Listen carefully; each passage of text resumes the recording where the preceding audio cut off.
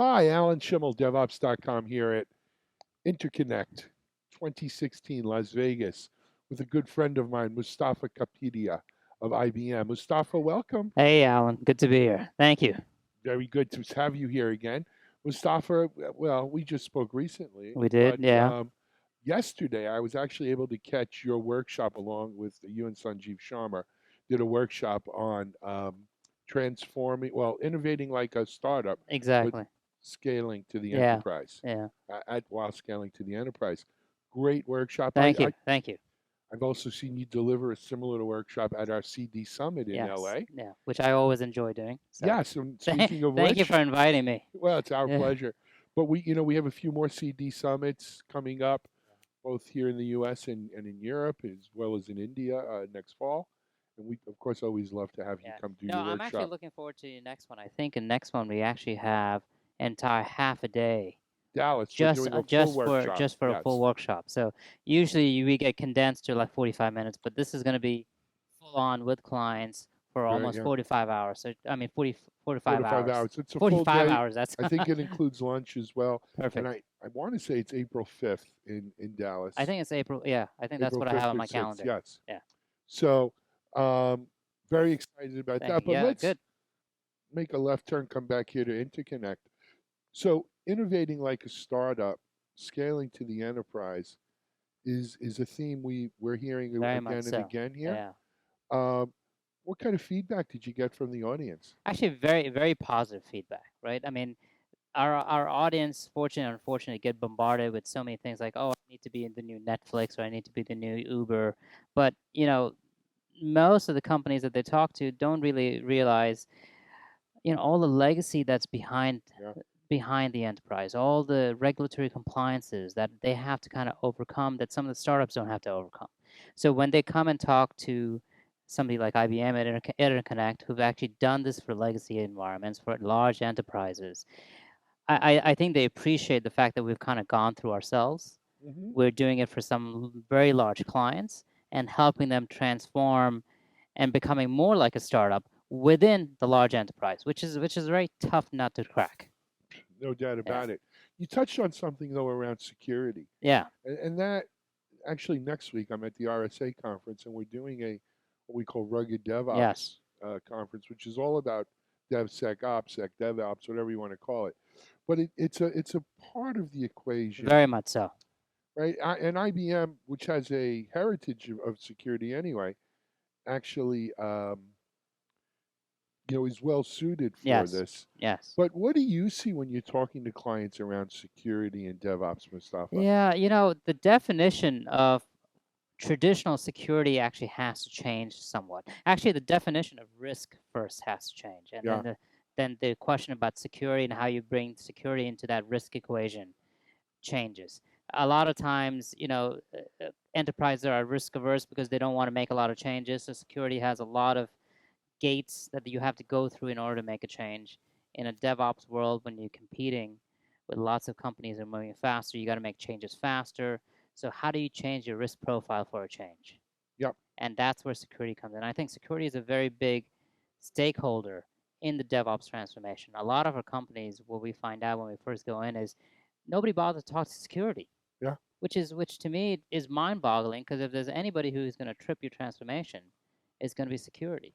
So bring them early into the equation, making them a key stakeholder is key, right? So I have an interesting take on this, and you're going to think it's crazy.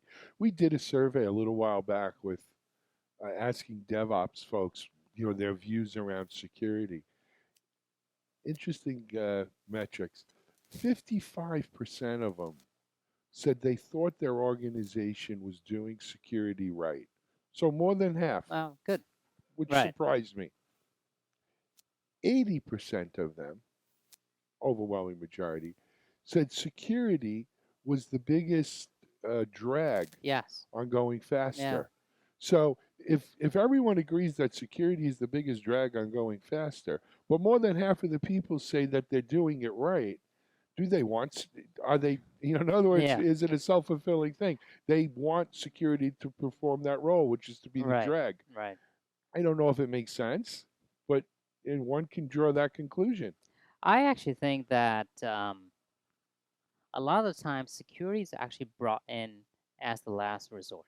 Hmm. So instead of them being part of the solution from the very beginning, they're part of the problem as to how do we get to the market faster. Right. And I think that's where the drag comes in. I actually think that when you think about the vulnerability type of scans that you do and the type of things that they have to do for PCI compliance, for HIPAA compliance, for federal regulatory compliance for financial services, I think they're doing a fair amount. So I think part of it is how do you pull security people in to the equation? In fact, I was just talking to a CISO Hmm. just a few weeks ago, and she was telling me is that, you know what, we want to be part of the transformation. It's just that many times we are left out of it. Yes. And Well, so, they don't get a and seat at yeah, the and table. so the only way that they can actually make sure that they do their job properly is when something is brought to them, they have to apply the old rules as opposed to coming up with new rules, Sure. right? And if you look at, so you were kind enough to publish my strategy map on Hmm. your on DevOps.com. One of the tenets in that is to first identify your key stakeholders, figure out what's important and value to them, and bring them into the transformation journey early on, so that you can actually build a DevOps transformation plan and a strategy accordingly. Yeah. Right? Very important step. Most people forget it. You know, just for our listeners, that it was a great piece that you wrote, Thank you. Mustafa, and Thank you. this article attached.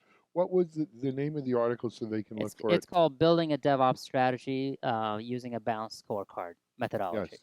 and it And literally is it's a four-step process in which you kind of go to what problems am I going to solve, how am I going to solve it, who is it going to impact, and what is the financial benefit, and kind of puts the entire DevOps.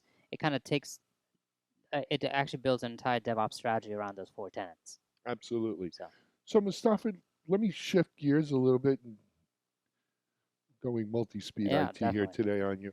Um, multi-variable speed, you name variable it. speed, exactly, just not two speed. Um, so, Mustafa, a lot of news announced Yes, today and yes. yesterday here. Give our readers the scoop, the Mustafa angle on it. Oh, What do you think were the big stories and why? I think the partnership that we just announced with VMware, Yeah, it is mind blowing. I mean, there's a lot of our clients struggle with how do they take the existing VMware infrastructure, move it to the cloud. I think this partnership helps address a lot of those concerns. I think that actually opens up the whole notion of hybrid cloud to a new level. yeah, I think that is big. I think our investment in Watson Cognitive is a big one. In fact, right now my team is now working on how do you bring in Watson into the DevOps value chain yeah, and how to use analytics because we have so many assets that are all instrumented, but nobody really knows how to tie it together. I mean, you do monitoring of logs, you can do monitor of the network, you can do monitor of application up and down. But what if you can bring something like Watson into that picture and actually give you real time focus and hey, maybe this is not the right time to release, right. Well, right? it's that And I think, cognitive yeah, ability to make yeah, decisions easier for you and prioritize what you need. I mean, exactly. without naming names, I actually ran into a friend of mine who works in IBM security this morning, and he mentioned he had a particular problem of scale that he was Yes. dealing with at a financial institution.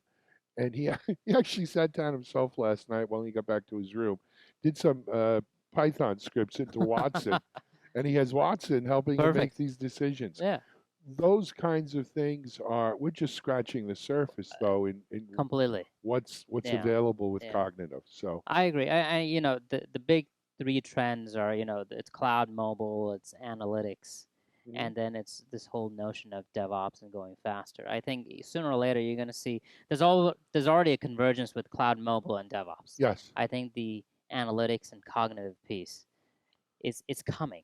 mhm. It's only a matter of time. It's going to be a profound impact. It is. It is. It is. Agreed with you. Yeah. Okay, Mustafa, I actually have to head up because I'm about to go into my panel on what does DevOps look like in 3 to 5 years. Perfect. So we're going to call it a wrap. But you know, we seem to talk with you every We two three do. months We anyway. do. We do. Looking forward to more great uh, articles from you on Thank you. Thank DevOps.com. you. But Mustafa, you also put out sort of a newsletter for I followers. do, I do. How could So someone get that? I would love to. So it's a monthly newsletter, and what I do is I curate the best content that is out there on the web. There's so much stuff generated. It's hard for people to know what's good, what's not good. I curate a lot of stuff that's on DevOps.com. Yep. I kind of I'm a voracious reader, so what I do is I kind of slim it down to the 5 best articles that I've read that year. I'm sorry, that Mhm. month. I kind of give a little blurb on what those articles are, and then I send out a newsletter every month. Um, I would love to add more people to it. So if you're interested, just email me. My email is m.a.kapadia, that is Kapadia, at us.ibm.com. And I would love to add you. I get it myself and look forward to it. Good. I've mentioned several of your articles. I know So you do. I don't read it just for that, though. Believe it or not, I try to look at the other articles and learn something. Always trying to learn. always. Um, Mustafa Kapadia, thank you very much for joining us today. Perfect. This is Alan Shimel from DevOps.com at IBM InterConnect. Thanks for listening. Thank you, Alan.